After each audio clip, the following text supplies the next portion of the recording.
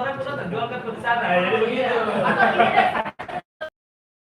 Orangnya sekarang itu agak kurang berguna, udah nggak begitu. Iya. Tapi sebenarnya apa sih Pak hal-hal yang perlu saya perhatikan untuk dapat keterima atau dari luar negeri? Oke, baik. Itu kalau kita mau menerima barang atau ingin memesan barang yang paling utama itu harus punya kuota internet. Iya, baik. Gimana caranya? Ini paling benar. Pasti kalau internet kalau benar-benar lagi kan ya. Sudah. Iya, lama dong. Masuk Pak itu.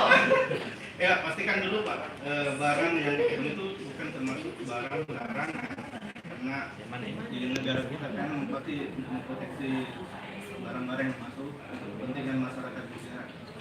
Ada barang yang dilarang, bukan biasanya itu kayak limbah, gombal, Yang karung-karung itu Pak. gombal yang orang juga. Aduh, suka deh kalau gitu. Ya, yang seperti yang dilarang ya. Pastikan dulu Mbak di atau Mbak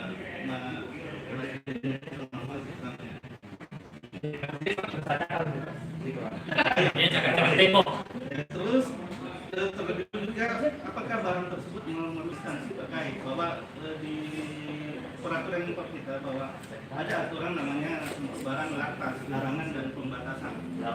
Ya, kalau larangan sama sekali dilarang. Kalau pembatasan itu boleh dimasuk